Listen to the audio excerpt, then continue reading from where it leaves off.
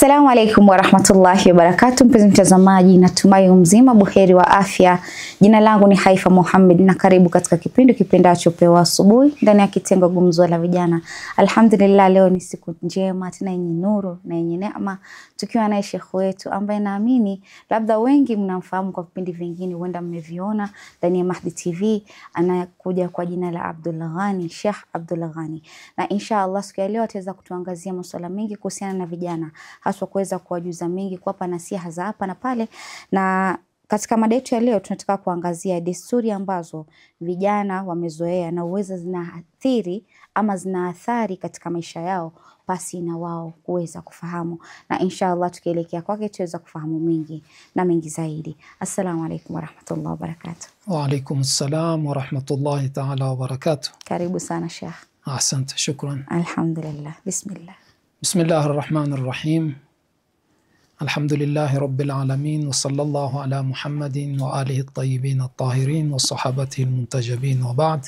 Allahumma salli ala Muhammad sallallahu ala Muhammadin wa ali Muhammad. Assalamu alaikum wa rahmatullahi ta'ala wa barakatuh. Wa alaikum assalam wa rahmatullahi ta'ala wa barakatuh. Kwanza kabisa ni kuwapa pongezi vijana, kwa kuwa vijana katika jamii yoyote ni nguvu. Naam. Ndio uti wa mgongo wa jamii. Na popote pakikosekana vijana, basi kumekosekana uti wa mgongo na kumekosekana nguvu. Lakini nguvu hizi kawaida, kila mahali pakiwa na nguvu, ni lazima zile nguvu ziwe zitatumika katika njia inayofaa. Kwa hiyo ndio hiyo nukta ulioashiria, kwa sababu nguvu katika kila sehemu ikikosekana njia mzuri ya kuweza kuzitumia nguvu kama zile, basi ima zitapotea, utapata ni kama mawimbi yanakwenda, mwisho yanaisha, au itakuwa ni kama povu la sabuni ambalo ukilipiga linafura kisha linarudi. Lakini watoto nguvu zao hazitakikani ziwe ni nguvu namna hiyo. Yatakikana kama tunavyoambiwa, kaljabali rasikh, iwe ni kama jabali imara. Mashallah. Na kawaida katika maisha kunakuwa na changamoto. Ndiyo.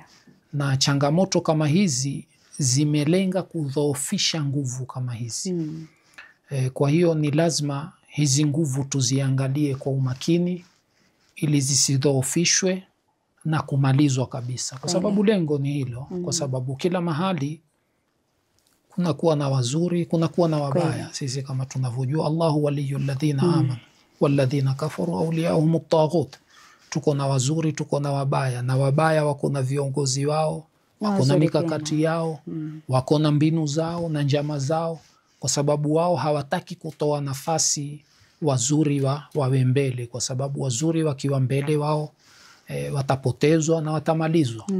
Kwa hiyo moja ya mbinu muhimu ambazo zinatumiwa na maadui na watu waovu ili ni kuwamaliza vijana.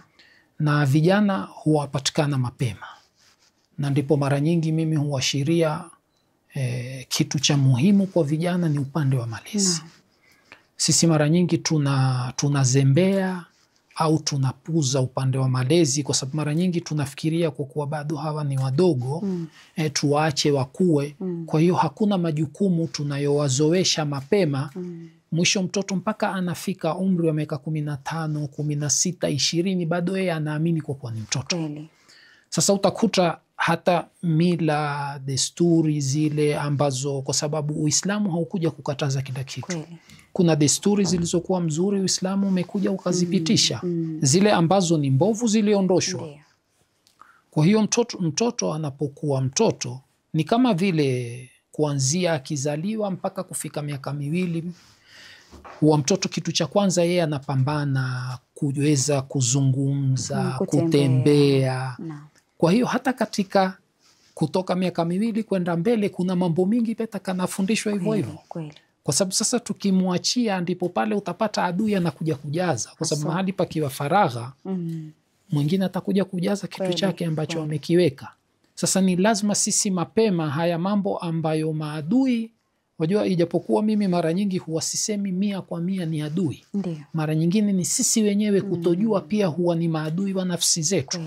Kwa sababu ikiwa mimi nitazembea, mtoto siwezi kumfundisha, siwezi kumshika mkono, siwezi kumkemea. Yani ina maana nimempa nafasi adui kutengeza zile nafasi. Na ndipo tukaambiwa asofunzwa na wazazi wawili atafunzwa na ulimwengu. Kwa sababu lazima sisi tupatilize kuanzia huku, na hatuwezi kutengeza vijana wazuri au tukatarajia vijana wazuri ambao wataanza kujitengeza katika jamii hali ya kuwa tulizembea ndani ya familia. Kwa hiyo kitu cha kwanza ni kuwafundisha hapa ndani ya familia, kwa sababu familia ndizo zinazotengeza jamii. Kwa hiyo wale vijana wanatoka kwenye familia wanakwenda katika jamii. Ni lazima kuanzia hapa tuwaonyeshe kizuri ni kipi, tuwaonyeshe kibaya ni kipi, ili mtoto akitoka hapa yeye ana mipangilio ya kutosha, ana nidhamu ya kutosha, anajua ni kipi kizuri, anajua ni kipi kibaya. Kwa hiyo hata katika mila, desturi, utamaduni ni kuanzia hapa. Akiwa hapa hakuupata ndani ya familia, kwa hiyo akiingia ndani ya hii familia kubwa ambayo ni jamii, basi akienda kule hawezi kuwa mzuri, kwa sababu kuanzia huku hakuyapata ile mafunzo. Sasa kwa hiyo kuna mambo chungu mzima ambayo hapa ni lazima ayapate. Na ndipo ukiangalia kwa nini amepewa nafasi, mfano mama, baba, kwa sababu mama ndio mwenye nafasi kubwa zaidi katika malezi ya mtoto. Na mama ndio wenyewe anavyosema ni madrasa. Yani ikiwa mtoto amekosa malezi ya mama, atakwenda kuyapata wapi malezi mengine? Na ndipo huyu mama, kitu cha kwanza ambacho adui amepatiliza, amekuja kumuondosha mama katika nafasi ya mtoto. Kumuonyesha kukuwa wewe mama, hivi sasa nenda ukatafute kazi, na we ufanya huyu mtoto tumwachie mfanyikazi amle. Hii nafasi ya mama, sisemi kwa kuwa kina mama wasifanye kazi, hapana, siko hapo mimi. Lakini hii ni nafasi kwa sababu huyu mama ni uti wa mgongo wa familia. Kwa hiyo yeye ndio anayeweza kumlea mtoto wake vizuri na kumpa maadili mazuri, kumpa nidhamu mzuri, kumuonyesha kizuri na kumuonyesha kibaya na kumshika mkono. Kwa hiyo huyu adui alipokuja, kitu cha kwanza kumuonyesha mama ni kama mtu yoyote mwingine. Sasa na iwapo huyu mtoto atakosa nidhamu na mahusiano mazuri kati yeye na mamake, ndipo pale utapata mtoto mara nyingine anazungumza na mamake kama anazungumza na mtu wa kawaida. Hajui nafasi ya mamake katika maisha yake, nafasi ya mamake ni ipi. Ndipo pale kitu cha kwanza huwa ashakikosa mtoto. Na hii ndo nafasi ambayo ni muhimu. Lau mtoto ataijua kuanzia mwanzo, na kuijua ataijua vipi bila ya kufundishwa. Ni lazima tumfundishe, na hii ndo hatua ya kwanza. Na ndipo ukipata zile hadithi zikihimiza kuhusu wazazi wawili, mpaka tukiambiwa kwa radhi za Mwenyezi Mungu Subhanahu wa Ta'ala ziko katika radhi za wazazi wawili. Kwa sababu gani?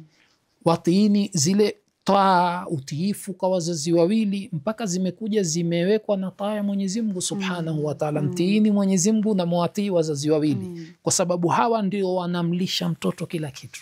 Na ndipo pale ukimsikia Imamu Ali salamullahi alayhi akijisifia kwa kuwa yeye amelelewa na Mtume sallallahu alaihi wa ali, mpaka mwisho asema Mtume kimtafunia akimpa, alipata yale malezi ya kisawasawa kutoka kwa Mtume, kutoka kwa Bibi Khadija, na ndio akawa ni mtoto wa kisawasawa. Leo kila mtu anajifaharisha kuwa yeye kielelezo chake chema ni Imamu Ali salamullahi alayhi. Na Imamu Ali asema kielelezo changu, mlezi wangu, ana abdun min abidi Muhammad sallallahu alaihi wa ali, kwa sababu aliyapata yale malezi ya kisawasawa. Sasa hizi athari zote zinazokuja nje, maovu yote yanayokuja nje, ikiwa huna ngome mzuri, ikiwa huna ulinzi mzuri, basi ni 100% mtoto hawezi kuvuka salama. Kwa sababu leo ni kama mfano wa bahari, sisi tunaoishi pwani. Ikiwa bahari imechafuka, upepo mkali, utapata hata wale manahodha wazuri hawaendi baharini, kwa sababu wanajua hii hali sio mzuri. Na wale ambao ni wakaidi watakwenda, utasikia chombo kimezama, mara nyingine kimepigwa na dharuba kali, kimepasuka pengine zimbao na nini, hata kama ni cha feba. Kwa sababu hata meli zikiwa kubwa namna gani, hali ya hewa ikiwa mbaya, upepo mkali, kama mambo ya tsunami yale yaliyotokea, utapata hata chombo kikiwa kikubwa namna gani hakiwezi kupambana na dharuba na mawimbi ya bahari. Kwa hiyo maisha yetu ni zaidi ya mawimbi ya bahari. Kuna mambo chungu mzima, kuna mawimbi makali, kuna watu wanapanga masaa 24 ili wao kuharibu. Na tukiangalia katika karne ya saa hii, mambo mengi yanaendelea kwa vijana ni mengi sana. Mitandao vile imezuka, vijana wanatumiwa vibaya katika pia kuvunja jamii. Sasa tukiangalia kuna vijana wanaingia katika mambo mengi ambayo wanajua kabisa mimi ndio sina kazi, lakini naingia kwa biashara ambazo wanajua hazifai na zitaniathiri. Basi kesho mtu anajua kabisa hili jambo linaniathiri, lakini anafanya kusudi. Asante. Na ndio nikasema sasa kwa sababu haya mambo, kwa sababu tunaingia baharini. Ndio. Huyo mtoto kwa maana tunamuita ni barobaro, ni kijana. Tukishaanza kumpa majukumu sasa ndo anaingia kupambana na mawimbi ya dunia, kwa sababu huku hatukumuelimisha kuanzia mwanzo, hatukumfunza kuanzia mwanzo. Kwa hiyo chombo chake kitakuwa dhaifu. Sasa ndipo hapa haya ukayaashiria wewe mfano mdogo leo. Kwa nini? Utapata katika Uislamu unakuja unamwambia mtoto mfano wa kiume na wa kike wakilelewa ndani, kuna umri fulani wakishafika wasilalishwe pamoja. Kwa sababu haya ni kuanzia mwanzo kuweka mipaka. Ndio. Kwa sababu hata uhusiano, Uislamu haukuja kukataza uhusiano, lakini ule uhusiano unakuwa na mipaka yake. Lakini sasa sisi hii mipaka tumeiondosha. Ndani ya majumba utapata uhusiano kati ya watoto wa kike na wa kiume, mara nyingine mpaka wazazi na mabinti zao. Utakuta ni uhusiano tumeshinda mpaka wazungu. Utakuwa ni mpaka ile mipaka imevukwa kiasi cha kwamba hakuna ile heshima baina ya kaka na dada, inakuja inapotea. Naam, kabisa. Maana utakuta mara nyingine hata baadhi ya maswali yanayoulizwa maulama, utahisi ndani ya nyumba watu wanaishi kama wako katika fuo za bahari. Maana utakuta baadhi ya maswali ni hasasi, mpaka ukiyasoma mwenyewe wanawauliza baadhi ya maulama, utashangaa kwani hawa wanaishi vipi ndani ya majumba. Ni kwa sababu huu mpaka wa kwanza umeshaharibiwa. Sasa ikiwa mtoto ameshafunguliwa hivi, ataanza kuyapata hapa ndani, na ndipo mara nyingine utasikia mahusiano maovu kati ya ndugu kabisa, ndugu wa kike na wa kiume yanaanza ndani. Mara nyingine utakuta hasa hizo ndizo zile ukaziashiria, filamu mbovu zinaangaliwa ndani ya majumba. Mitandao, mtoto haulizwi waingia katika saiti gani, saiti zote ziko wazi. Sasa kwa sababu ikiwa ndani ya nyumba familia imekaa, wanaangalia filamu ambazo hazieleweki, wanaangalia vipindi ambavyo havieleweki, kwa sababu kuna baadhi ya vipindi zimezoeleka ndani ya majumba yetu. Lakini ukiziangalia kwa umakini ni vipindi vinaharibu maadili. Kweli. We mfano siku hizi karibu vipindi vyote, mfano sitaki nitaji miji ya watu, lakini utakuta kwanza ni kuondosha ile ghera baina ya mume na mke. Kweli. Mke atakwenda kuwa na uhusiano nje, mume ati kwa sababu ampenda mkewe, ile ghera hakuna, na anajua wazi anakwenda kinyume. Utakuta yani khiana ni mpaka kutaka kulea, kwa sababu hawa wanaoangalia hususan ni vijana. Mwisho ataona mara 2, 3, 5, 10, ataona kumbe kitu cha kawaida. Kitu cha kawaida. Na ndipo hata juzi kuna klipu moja nikiangalia yaonyesha msichana ambaye ameolewa, yuko na mtoto, mumewe akaja kugundua kwa kuwa huyu yuko na uhusiano, mkewe yuko na uhusiano na bosi wake. Mwisho kujaribu kumbana, mkewe akakiri. Sasa akawa anataka amjuze hapa kwa kuwa je, na huyo mtoto ni wangu au wa bosi wangu? Ndio. Lakini sasa kwa sababu angalia, utakuta vile walivyolelewa ni kuonyesha kwa kuwa ni kitu cha kawaida. Kweli. Tukiona katika hizi filamu wetu, angalie kitu kidogo tu. Zamani ulikuwa ukiona tu mtu amepigwa ngumi, meumia, wewe unakuta unasisimka. Ndio. Majasho yanakutoka. Wengine mpaka wanawake utamkuta yualia, kwa sababu ni kitu hakikuzoeleka. Leo wametuzowesha mpaka mwisho utakuta watu wanauliwa, mabomu, na utakuta kitu cha kawaida. Mtu amekaa na angalia wa Palestina wanapigwa, wanauliwa, yeye wala hata. Na hii nadhani pia katika hii desturi pia hizi filamu, maana imekuwa desturi moja hapo ina mazoea, lakini hawana ile mipaka kwamba filamu zipi tunaangalia. Ni kwamba kumetokea hii mambo na gay na mambo ya ninioni. Ni hizi filamu watu wanazoziangalia mpaka kufikia mtu inafikia kitengo kwamba mtoto anaiga zile tabia. Anaona haina haja ya mimi kuwa na mtu fulani, mbona nisiwe na jinsia yangu? Ambapo ni dhambi na ni kitu ambacho hakifai. Ndio mmoja katika wanasiasa maarufu wa Amerika, Joseph Nye, katika yeye ni mwanasiasa maarufu na alikuwa katika serikali kadhaa za Amerika na ameandika vitabu kadhaa. Yeye asema sisi tumegharamika sana kuingia vitani na nchi kadhaa na kwa ajili ya makundi kadhaa. Asema zimetupotezea pesa nyingi na vijana wengi wamekufa. Lakini asema mwisho tukaja kugundua njia nyepesi zaidi ni soft war. Kweli. Ni vita laini, sio vita baridi, vita laini. Asante. Sasa ndio hiyo loashiria. Hivi vita laini wao wenyewe wanasema wamekuja kutumia pesa ambazo huwezi kuzifananisha na vita vya kawaida vya silaha. Sasa hivi vita vimekuja, vimetengeneza filamu, vimetengeneza maseries hizi, zimekuja kutengeneza makomedi. Wewe leo wametutengenezea maisha ambapo utampata mtoto wa Kiislamu anaiga mtu fulani na huyo mtu fulani kuishi kifilamu. Asante, kifilamu. Na yule pengine si mtu wa kweli, au mara nyingine kama hivyo ulivyosema ni mtu ambaye ni gay, yuko katika mahusiano maovu, lakini mtoto amevutiwa na yule anavovaa, anavotembea, anavozungumza. Sasa utakuta hili limekuwa ni tatizo kubwa. Kwa sababu gani? Huku ndani hakupata ngome ya kisawasawa na ulinzi wa kisawasawa. Kwa hiyo akitoka zile lazima zitamwathiri. Kweli. Sasa hili ndio tatizo kubwa ambapo sisi tukiambiwa siku zote, na ndio kuna baadhi ya maulamaa utakuta wakizungumza wanakwambia mila na desturi zetu za Uislamu. Kwa sababu mila na desturi hazifai kutoka nje ya mipaka ya Uislamu. Zikitoka ndio wengine wanakuja wanatuwekea desturi zao, wanatuingizia mila ambazo hazieleweki na sisi tunaona ni kawaida. Kwa sababu sasa leo wewe mara nyingine barabarani utamkuta msichana amevaa na ukimuuliza yeye anakuonyesha kwa mimi niko huru mvae mtakavu. Sasa kweli uhuru ni aina gani? Lakini iko na athari yake. Inshallah Sheikh, achachukua pumziko, tukirudi katika awamu ya pili tuweza kufahamu huu uhuru ni wa aina gani. Shukran sana. Kurudi kwako mpenzi mtazamaji, natumai katika awamu ya kwanza tukiwa naye Sheikh Abdul Ghani ndani ya studio zetu za Mahdi TV, naamini unaweza kufaidika na yeye. Wewe kama kijana una vitu ambavyo unahitaji wakubwa zako waweze kukuelezea. Usione kama ni kuonewa, ila ni kufunzwa, kujifunza mengi. Na inshallah mpenzi mtazamaji, acha tuchukue mapumziko, tutakaporudi tutaendelea zaidi.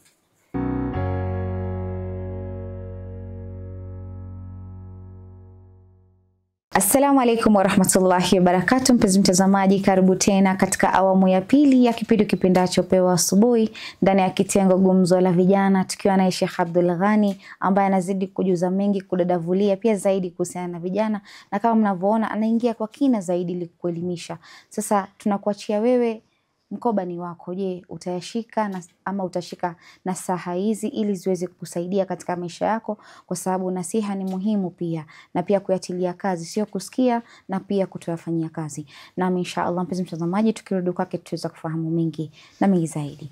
Naam, tukiendelea Sheikh. Asante. Naam.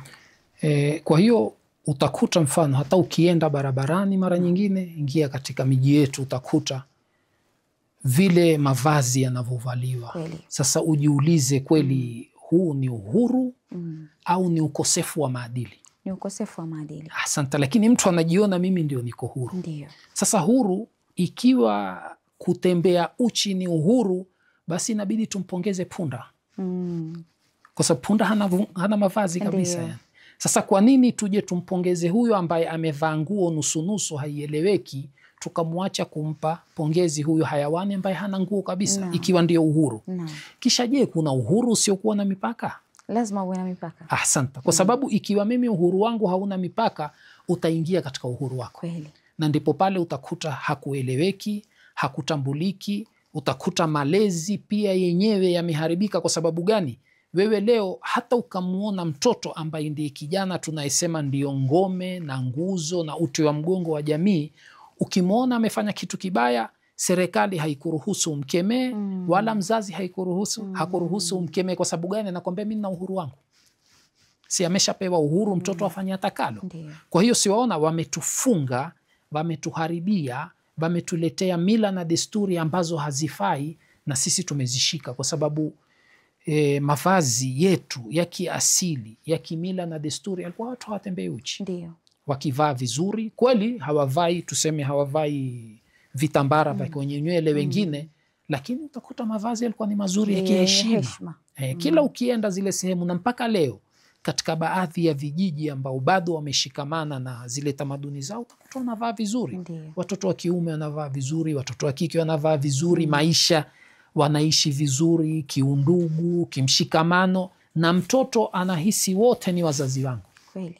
Sasa na ndipo pale mtoto anajua uhuru wangu uko kwenye mipaka kiasi gani. Maana siku hizi ni ngumu sana kumkosoa mtoto. Asante. Utasikia huu ni mtoto wangu unampiga, sijakupa ruhusa ya kumpiga. Asante. Hata bila kujua wewe unamkemea, sio kumkemea kwamba humpendi yule mtoto, bali unamrekebisha tabia zake. Naam. Na mara nyingine waweza kumkemea akakujibu matusi. Kweli. Na ndipo mara nyingine wana afadhali upite tu ile wa idha marru billaghwi marru kirama. Wewe utainamisha kichwa chini upite, kwa sababu waweza kumsikia mtoto yuwatoa matusi makubwa makubwa, maneno machafu. Ukashangaa na mwenyewe huyasemi. Asante. Sasa haya ndio nikasema yale wameyapata wapi? Wametoka nayo ndani. Kweli. Huku ndani lau angekuwa hakuyapata, mara nyingine atakuta ndani mama na baba ni upigana maboxing, utupiana matusi makubwa, hakuna mipaka ya heshima. Sasa na yeye akitoka ndio anaiga. Sasa ndipo pale badali ya kutengeza ngome na uti wa mgongo wa jamii, tunachukua maradhi tunayapeleka katika jamii. Kweli. Sasa tukishachukua maradhi tuyapeleke katika jamii ambapo tulishindwa kutengeza hapa katika huu mzunguko mdogo, kwa hiyo tutatarajia jamii namna gani? Kweli, itakuwa na jamii mbaya sana. Asante. Ndipo pale sasa ukaashiria baadhi, utakuta wenye kuingia kwenye madragzi, mahusiano ya jinsia moja, mambo sampuli. Watoto wa kiume wamevaa vipuli na macheni kama watoto wa kike, wamesonga na nywele, hutambui huyu ni mtoto wa kike, huyu wa kiume. Mavazi yanayovaliwa hutambui ni vazi la mtoto wa kike, ni mtoto wa kiume. Ni kwa sababu huku ndani ndipo ile nikasema haya mawimbi ya maisha ni mawimbi makubwa, mawimbi ambazo ni dharuba za kisawasawa. Ikiwa huku hatukukita kisawasawa kuwalea, ndio al-ummu madrasa, itabidi yale mawimbi yametupata. Asante. Naam. Kwa sababu mwisho ndipo pale yale mawimbi yatatuingilia mpaka ndani. Ndipo pale nitamuona mtoto wangu wa kike amekuja ameniletea mtu ananiambia, mama, baba, huyu ni boyfriend wangu. Na huna haki ya kumkemea. Kwamba ndo nimemchagua. Ndipo pale mara nyingine mtaniozesha huyu, haya hamutaki. Na utakuta mara nyingine mtu ameweka marasta kama mtoto wa kike, metia mavipuli kama mtoto wa kike, masuruali yamekatika. Ni mawili, ima mtamkubalia amuowe, ima msipomkubalia waite aibu ya mimba. Sasa kwa sababu tatizo liko wapi? Siona tatizo lile tukasema hiyo ulioianzisha mwanzo, kwa kuwa hapa ni lazima tuwafundishe yale maadili hapa ndani. Na hapa ndani ni lazima, ndipo pale tukiambiwa al-ummu madrasa, kwa maana yatakikana tumuandae huyu mama ambaye kweli atakuwa ni madrasa. Kweli. Ikiwa hatujamuandaa kuwa ni madrasa ya kisawasawa, basi kule mbele inakuwa ngumu. Asante. Kwa sababu na ndipo tukirudi sisi katika Uislamu, kwa nini Mtume sallallahu alaihi wa alihi, kuna aya kadhaa, Allahumma salli ala Muhammadin wa ali Muhammad, aya kadhaa zimekuja kumsifu Mtume kwa kuwa ni mlezi kabla ya kuwa mwalimu. Mashaallah. Kwa sababu sifa ya ulezi, mambo ya tarbia, na ndipo yaliyokuwa yakitumika zamani. Wewe utapata wale wenye miaka tuseme 40 kwenda mbele, kwa sababu hawa wakushuka huku hawakuyapata. Utapata uhusiano, wacha kati ya wazazi na watoto wao, mpaka uhusiano kati ya mwalimu na vijana ni uhusiano wa mzazi na wanawe. Kweli. Na ndipo ukapata vijana walikuwa wakitoka wazuri. Kijana akiingia mtaani, kila mzee anamjua huyu ni mzee wangu, anamheshimu. Kweli. Na mzee anajua huyu ni mtoto wangu, anamuonea huruma na anaweza kumwekeza na kitu kibaya, na akikemewa ajua wazi huyu mzee mimi nisipomwomba msamaha akienda na nyumbani pia nitapigwa. Maana mzazi ndo mwalimu wa kwanza. Na utakuta wanapokuwa wanafunzi shuleni, hata zile meetings wakiitwa, unasikia walimu waambieni wazazi, ama wazazi waweze kuja pamoja kusaidiana kitu pamoja. Yale malezi ni baina yao. Wao umeanza, lakini japo mwalimu yuko na mwanafunzi siku zote the whole day kwa shule, lakini wewe kama mzazi ulifanya jukumu lako lipi? Yani tusiwaachie walimu yale majukumu wakabeba wao wenyewe. Wenda mtoto wako ni kurutu, hasikii, lakini huku pia haizi kukanywa, kwa sababu kule nyumbani wewe mzazi hujafanya pati yako. Na sasa hilo ndio tatizo kubwa ambalo utapata mara nyingine mtoto amepelekwa chuoni baada ya kuwa wazazi wameshashindwa naye. Kweli. Sasa kisha wao wanatarajia mwalimu atumie miujiza kumtengeza. Kwa sababu mwalimu wewe umempelekea ugonjwa, yeye si daktari. Ndiyo. Wewe alikuwa ni daktari wa kwanza, ni wewe utengeze kisha umpelekee yeye amwendeleze. Kweli. Lakini sasa utakuta huku ndani mzazi ameshamharibu, amemwachia, amezembea. Wewe mtoto mpaka leo anamaliza form 4 kidato cha 4, mtoto hata nguo zake za ndani hawezi kufua. Ndio maana nakumbuka wakati ni enzi zetu tukiwa wadogo, ukishafika miaka 6 hapo, miaka 7, unapoa ile chupi uanze kuifua. No. Kwa sababu gani? Anajua kesho utakuja ujisaidie peke yako. Mzazi hawezi kufulia mpaka miaka 18. No. Japo kuna wengine wanafulia ndio watoto wao mpaka miaka 18, lakini wanakwambia inategemea na malezi wewe mwenyewe utakavyomlea mtoto wako. Yeye ni kama unamfunza kuja kujisaidia yeye binafsi. Maana usipomfunza kujisaidia, hawezi jisaidia huko mbele. Naam, kabisa, kabisa. Na sasa ndio hivi sasa yameharibika zaidi ndani sana. Kwa sababu utakuta mpaka mtoto wa miaka 7, 8 ashazoea kulishwa. Tihani. Na asipolishwa mtoto hali peke yake. Itakuwa kilio hapo. Sasa wewe ujiulize, huyu mtoto wewe unatarajia kesho aje awe ndio kiungo muhimu katika jamii. Sasa kiungo gani hiki? Ambapo leo mtoto pengine mpaka wa miaka 10, 12, 13 pia mpaka apelekwe shule. Kwa sababu huna imani kwa kuwa atakwenda vizuri au hatakwenda vizuri. Hajui hata kuvuka barabara. Kwa sababu gani? Kwa sababu tumewalemaza hapa, hatukuwalisha chakula cha kisawasawa ambacho kweli kitakwenda kuwasaidia. Kwa hiyo mawimbi yatawapiga, dharuba zitawapiga, ndio akienda akidanganywa kuhusu uchafu aina yoyote atafanywa. Ndio leo utakuta watoto wa kike wakitoka hapa kidogo akienda akiambiwa nakupenda, basi huwa ameshaingia teletele. Wewe utaona mmemlea vizuri, mimi wallahi nina matatizo gani? Kwa nini mtoto kila nilivyo nini amekwenda kuharibika kirahisi? Hukumlea wewe. Wewe sisi tunafikiria kulea ni ile kumlisha na kumshibisha na kumvisha, ndo kulea. Na kuna kule kukaa naye, kuongea naye, kumwelezea uhalisia wa maisha. Asante. Ambapo nadhani kitambo ndo ilikuwa sana sana wazazi watakuficha yale matukio ya kutokuambia uhalisia wa maisha. Na kama tukiangalia karne sasa yenye tunaingia, wazazi wengi inabidi kumprepare yule mtoto kuja kuangalia yale maisha yatakuwa vipi. Kumwelezea hicho kikifanya kitaleta madhara haya.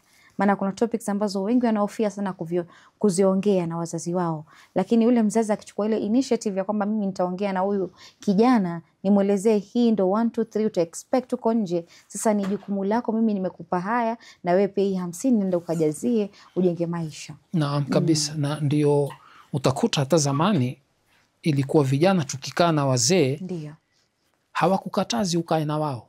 Lakini ilikuwa huna nafasi ya kuchangia kitu. Wewe mwenye kusikia. Kweli. Lakini sasa yale wewe utafikiria ni udikteta, lakini ilikuwa unafundishwa mapema adabu ya kukaa na watu wazima. Adabu ya kuwa msikilizifu. Kwa sababu kuna wengine si wasikilizifu. Kweli. Yeye anataka kile anachotaka yeye. Sasa utakuta pale tumepata mafunzo chungu mzima, mazungumzo ya watu wazima, unaangalia yanazungumzwa vipi, kila mtu anazungumza vipi, ikiwa kuna tatizo linatatuliwa vipi. Mtoto amepewa nafasi ya kusikiza, alikuwa hanyimwi kusikiza. Ndio wengi wanasema, hata nadhani tukiwa katika shule tulikuwa tunaambiwa kwa mtu mwenye kuongea kidogo kwa uchache alafu kusikiza kwa wingi. Asante. Na hilo ndilo la muhimu, kwa sababu wanasema mara nyingi yule anayezungumza mdomoni ikawa sio yanayotoka akili. Unajua mtu akiwa anazungumza sana huwa hayatoki kwenye akili, anatoka mdomoni. Sasa utakuta hayana kipimo wala hayana mizani. Ndipo pale wanasema mwanadamu amejificha uhalisia wake chini ya ulimi wake. Sasa yale yanayoyazungumza mara nyingine ndio yanakuja kudhihirisha asilia yake ni mtu aina gani. Ndio akisema makhbuun tahta lisanihi, kwa maana atakuja ni mtu dakika 2 3 utakuwa ushamtambua huyu ni mtu aina gani. Kweli. Lakini akiwa ni mtu kimya, wewe utamsikia ni msikilizifu sana, utataka kumsoma huyu ni mtu aina gani, utashindwa. Mara nyingine mpaka umuulize rafiki yake, mvipi rafiki yake, atakwambia bwana huyu si mzungumzaji sana, ndivyo alivyo. Utashindwa kumsoma. Ndiyo. Sasa hii ndio walikuja wakatulea namna hiyo, na ndipo ikawa unajua haya matatizo utakabiliana nayo namna gani. Sasa mbali ya hapo pia wametufundisha zile adabu za kwa sisi tunapokaa na watu wazima lazima tukae vipi. Lakini sasa haya unakuta, kwa sababu ndio ile nikasema yuzakihim, Mtume sallallahu alaihi wa ali alipokuja kuambiwa kwa yeye ni mlezi kabla ya kuwa ni mwalimu. Sasa sisi kitu cha kwanza tunataka kuwapeleka chuoni kabla ya kuwalea. Ndio. Sasa na chombo kikiwa kitakuwa upande wa tabia, maadili, akhlaqi, kitupu, hata ukitia elimu haisaidii kitu. Kweli. Na ndipo leo utapata tuko na wasomi wengi sana. Majambazi ni wao, waizi ni wao, matapeli ni wao, wahuni wakubwa ni wao kabisa. Kwa sababu upande wa maadili ni kitu. Maana ni kitu muhimu sana. Ndio maana utakuta wengine wanaambiwa ya kwamba sawa umeisoma ile dini vizuri, lakini maadili je, umekuwa nayo? Maana wengine wanasoma sana, wanakuwa ni alim na kila kitu, lakini maadili inawakosesha njia. Utakuta mtu haendani na vile alivyosoma. Anakuwa ni vitu viwili tofauti. Na ndilo tatizo kubwa, kwa sababu leo utakuta wasomi wengi, lakini utakuta wengine wanapanga njama na wanapanga mbinu za kuibia wengine. Kwa hiyo le elimu yake haina maadili, haina maana. Ndiyo. Na ndipo kuna baadhi ya wasomi wanasema kitu cha kwanza ni atahlia kabla atahlia, kwa sababu wewe unapotaka kujipamba, kabla ya kujipamba kwanza kisafishe chombo, kwa sababu ni mfano wa chombo. Wataka kukitia maziwa. Ndiyo. Umekipikia michuzi na nini, ukitia maziwa yatakatika. Ndiyo. Mpaka ukisafishe vizuri kisha utie yale maziwa. Na ndio Mwenyezi Mungu Subhanahu wa Ta'ala anapotuambia yeye anateremsha, lakini kullu audiyatin biqadariha. Anatuteremshia, lakini kila chombo kitachukua kwa kadri ya uwezo wake. Kwa hiyo tukitaka kuchukua kisawasawa, ni lazima tusafishe vyombo vyetu, tuhakikishe tumeviandaa kisawasawa ili kuweza kupokea. Lakini sasa sisi tatizo kubwa huku, ndipo tukaanza huku ndani huku, ile hatua ya kwanza tumewapa chombo kitupu. Sasa kule ndani kitakwenda kujazwa na wengine kikitoka nje. Sasa nje kwa sababu umewaachia wengine. Ndipo pale utapata mara nyingine mtoto akiwa kwenye yale mazingira ya nyumbani, utampata mpole, metulia, lakini akienda nje ukisikia vile vituko vyake huwezi amini. Au mara nyingine akitoka, mfano ametoka zake ni sehemu yoyote upande wa pwani, labda amekuja chuo kikuu, subhanallah, ndio kama utasema ameachiwa huru. Sasa ni kama alikuwa amefungwa cheni.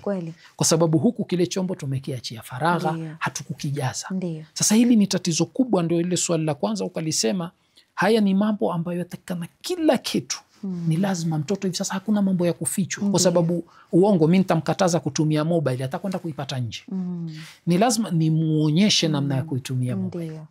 Nimuonyeshe namna ya kutumia skrini, kuangalia filamu gani zinazofaa, filamu gani hazifai. Niwe huru na yeye, nikae naye mtoto, kuzungumza naye, kujua yale yanaomuudhi na kumkera ndani yake ni yapi. Kwa hiyo hapa ndipo pale tunapoambiwa ndio itakuwa mzazi kweli ameweza kumshika mkono mtoto wake, kumwelekeza. Mimi nakumbuka kuna wakati huwa nimetoka, mfano nimevaa kanzu bila kofia, kwa sababu kule kwetu ukivaa kanzu bila kofia unaonekana ni kama actor yani wa sinema. Basi nikikutana tu na mzee akiniangalia tu, mimi najua hapa kuna kitu na nyumbani kuna kesi. Nikifika nyumbani, kitu cha kwanza si vita, atakuweka chini akueleze vizuri, akinisomea na mashairi yale. Kwa bwana, unapoangalia marafiki, wewe mfano kala moto. Ndiyo. Kala moto unapolitia chini ya jivu, kutaka kuwasha jivu, haliwezi kala moto, haliwezi kuwasha jivu, ni jivu litazima kaa. Ndiyo. Kwa hiyo asema wewe hata ukawa ni mzuri namna gani, ukiingia chini ya jivu, jivu litakuzima. Ndiyo. Angalia wale kuni wenzako ambao utakwenda mtawasha pamoja. Ndiyo. Sasa kwa hiyo ilikuwa kuelekeza mzazi, kushika mkono, na ndipo utapata wewe ukipambana na mawimbi ya nje hayakutii dhiki. Kwa sababu huku umeshapata malezi na mafunzo ya kisawasawa. Sasa hili ndio tatizo kubwa, na ndio Mtume sallallahu alaihi wa ali alipoambiwa kwa yuzakihim, kwa sababu anatulea, anatupa maadili mazuri, anatulisha chakula kizuri kwa sababu ya mawimbi ya dunia. Na ndipo hata ukiangalia wasia wa Luqmani kwa mtoto wake, na Imamu Ali salamullahi alaihi akimwambia Abu Dharr al-Ghafari, kwa kuwa dunia ina mawimbi makubwa, dunia mawimbi yake ni mazito, hakikisha chombo chako kiko imara. Chombo kikiwa dhaifu hakitoweza kustahamili, kitaanguka, kitazama, na kikizama sasa tatizo wote walioko ndani watagharika. Hakuna atakayetoka salama. Na ndipo ikiwa sasa tutategemea kwa hawa vijana ndio uti wa mgongo wa jamii, wao ndio watakuwa wanakidhibiti hiki chombo na kukiendesha. Kwa hiyo wakizama wametuzamishia chombo. Wakishakizamisha chombo itakuwa sote tumemalizika na sote tumeghariki. Kwa hiyo ni muhimu sana katika malezi sisi tuangalie malezi kwanza, tuangalie ndani. Mashaallah. Shukran. Kisha ndo tutoke nje. Shukran sana Sheikh, kumeweza kuelezea kitu kizuri sana. bimaana kuna vitu tumevizoea sisi katika maisha ambapo vina athari na wengi ambao hawajafahamu, naamini watakuwa wameweza kufahamu. Shukran sana. Kurudi kwako mpenzi mtazamaji, natumai katika awamu ya pili tukiwa na Sheikh Abdul Ghani, naamini umeweza kufahamu mengi ambayo umeweza kuwasilisha, ameweza kukuelezea, kukujuza na kukufahamisha. Wewe kama kijana, wewe kama mzazi ambao uko nyumbani una malezi, ni uyaanzie chini. Wanakuambia mumunye uharibikia ukubwani, lakini hakikisha kwamba wewe unaitunza kwanza ikiwa katika udogo wake, ili kuhakikisha kwamba inafika katika hatua ambayo wewe mwenyewe kesho utakuja kufurahia matunda yake. Hivyo basi mpenzi mtazamaji, kufikia hapo sina mengi ya kusema isipokuwa nikwambia masalam.